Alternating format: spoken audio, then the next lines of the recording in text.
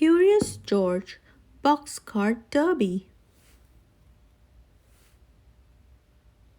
George loved cars.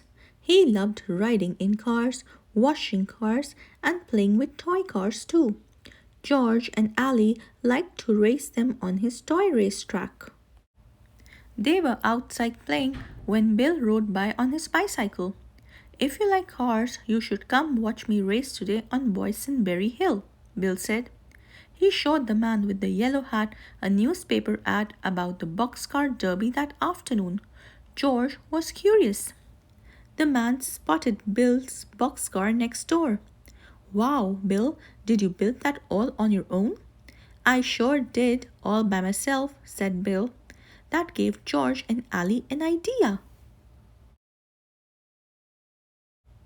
"You kids want to enter the derby?" the man asked. Of course they did. "I could help you build your car," he offered. "Sorry, but that's against the rule," Bill interrupted. "Racers have to build their own cars." Bill gave Ally and George the rule book.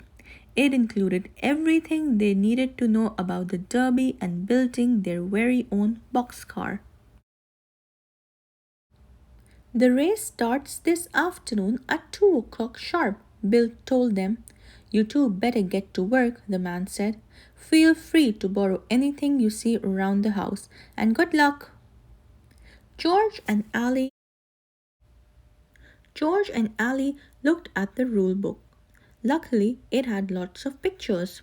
The first thing they would need is the part to sit in, the body, plus a steering wheel, wheels, and a brake. Now it was time to look around for car parts.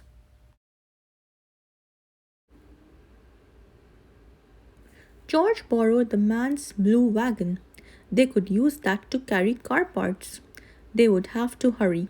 The race was starting in 2 hours. George and Ally walked past the Quint's house. Mrs. Quint was outside painting. "We're building a boxcar to enter in the derby," Ally told her.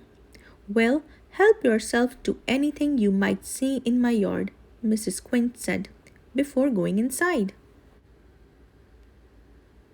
When George and Ally saw the old kayak in her yard, they had the same idea. It would be perfect for the body of their car. "It already has 2 seats in it." "2? One for you and one for me," said Ally. They were off to a great start. Their next stop was Grandpa Rinky's barn. It was filled with all kinds of old parts they could use, especially wheels. George found 4 that matched and nailed them to the kayak. They were ready to roll. But something wasn't right. The wheels didn't roll. George remembered the picture in the book. Wheels turn on an axle, a rod that goes through the center of the wheel so it can spin. The wagon's wheels were on axles. George and Ally nailed the kayak onto the wagon. They also used the wagon handle as a steering wheel. The car was almost ready. They just needed to find one more part, a brake. Grandpa Rankins rolled up in his buggy.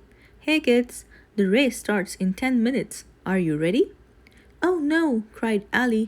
"We're still missing a part." "Borrow anything you need," Mr. Rankins said, and parked his buggy. "Oops, almost forgot to put my brake on," he added. Did he say brake? George and Ally took the brake off of Mr. Rankins' buggy and put it on their car. It was finally finished. They were going to make it just in time for the race. "Hey, you made it," said Bill, just as they were pulling up to the start line of the race. The brake worked perfectly. Without a second to spare, Mr. Quint waved the flag and yelled, "On your mark, get set, go!" They were off. George and Ally were neck and neck with Bill. It was a very close race. George and Ally leaned forward and took the lead. That is until Mr. Rankins' buggy came racing down the hill. "Hey, what happened to my brake?" Mr. Rankins shouted. He chased after his buggy as it zoomed past George and Ally. Mr. Rankin jumped on the buggy just in time to cross the finish line in first place. George and Ally were runners up, but with such a great boxcar, they felt like winners too. Please like and subscribe to my YouTube channel and stay tuned for more videos. Bye bye.